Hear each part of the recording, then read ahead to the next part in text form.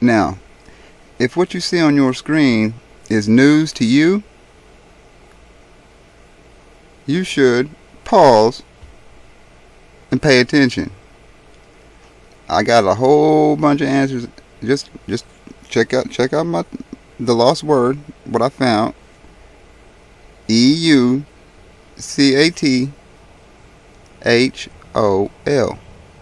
You'll find no other people's but some fucking Guido, some bitch named Squizzle or some shit. He wanna play with me, but he don't know that the Yucato is good throughout the whole. So don't bring your dumb shit over here. This is where we're over here, and we don't have no time for you dummies. Now, like I said, if this right here, what you see on your screen, if this is the first time that you've encountered this information, and I know that there's a lot of people who are gonna be like, "Oh, dude, what are you talking about? Don't nobody." Oh, please, I live in Arkansas, man.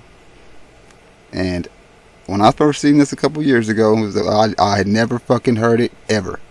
I was not aware of it in the slightest.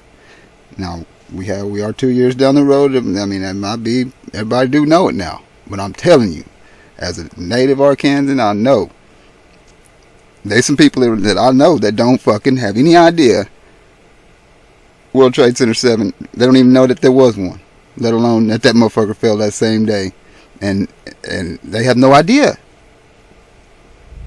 And that tells you all you need to know about who's fucking misinforming who. YouTube. Back the fuck up off me, man. It's gonna get worse, I'm telling you. I mean, this ain't shit right here. You're gonna escalate this shit. You keep fucking with me, man. Now, yeah, it was a controlled demolition. You look into this shit right here. Less than 1% of the public knows that the Third World Trade Center building collapsed. See? I mean, there's a bunch of people that do not know this shit right here. Because I mean, when I first seen it, I was like, what? What? How do I not know? How was this? Immediately, as soon as you know, you're 20 years down the road now, and you're just now fucking finding out that a third building fell down to make the perfect 10. Yeah. So, I'm gonna let y'all read that because I don't really feel like fucking with it. But yeah, here you see right here, you know, they're not just like me, just like the story what I got for you. When I'm telling you I'm a refugee, and the motherfucker that's supposed to be helping me is actually warring against me, keeping me from property that I am the titled fee holder. I know what the fuck I'm talking about, dude. They don't give a damn about what the fucking shit is. Now, you see, this is from that day. I'll zoom in here a little bit. I got all this, you know, it's readily available online, but you can see that it wasn't in the paper. They didn't tell you about the building 7. They didn't. That was intentionally omitted from you, for sure. And like right here, like, you know,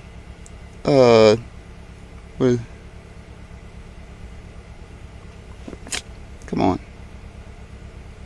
I guess I can't zoom in on this motherfucker. I don't know. How strange. Anyway, looks like 9:45. I'm not sure. 767 en route from Boston to LA crashed into North Tower. The plane was carrying 81 passengers, 9 flight attendants, and 2 pilots. So what's that? 9/11, right? Yeah.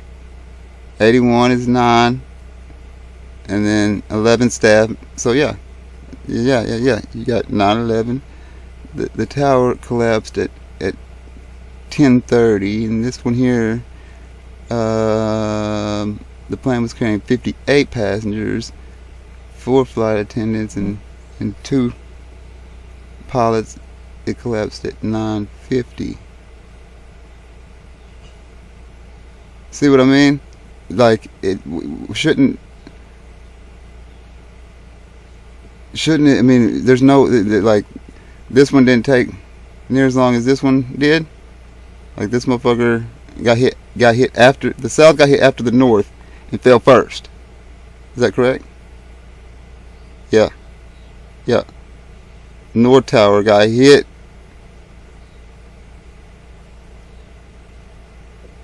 And then took longer to fall. Much longer, it looks like. And then we have the third building of the World Trade Center complex collapse from structural damage. Then get hit by a damn thing. And then you have this area here that got hit at the Pentagon. But that reminds me too, like hang on just a second. Now, by sheer coincidence, alleged terrorists managed to strike Budget Analysis Office at the Pentagon on 9/11, and it was here that the DoD staff were working on the mystery of the missing $2.3 trillion disclosed by Defense Secretary Donald Rumsfeld a day before. Conveniently, the topic of the missing money disappeared along with any reliable trace of the plane that was alleged to have been used in the attack. And that's not, I mean, this is just scratching the surface. That's just scratching the surface, because I mean, there was evidence on that Enron shit. There was a whole lot of shit that went on that day that you need to know about. That should give you a cause to pause, make you think, oh, whoa, something. Hey, I smell smoke, and where there's smoke, there's fire. And you better look out. So I mean, you don't want to get burnt up, do you? We get the fuck out of the way. Now, I've been telling folks for years. I mean, I've been saying this for years. I said it when the shit went down. I said it. Hey, there's no plane. That's what I said. I said there's no plane. There was no plane first day, and people are like, "What? What are you talking about? I've seen it. I've seen it on TV." And I'm sitting there telling you, no, you did not see that shit on TV the day that it happened. The day they brought that shit to us, there was no fucking plane. And people are like, they don't know what the fuck. They can't wrap their mind around it. So I have fucking thank you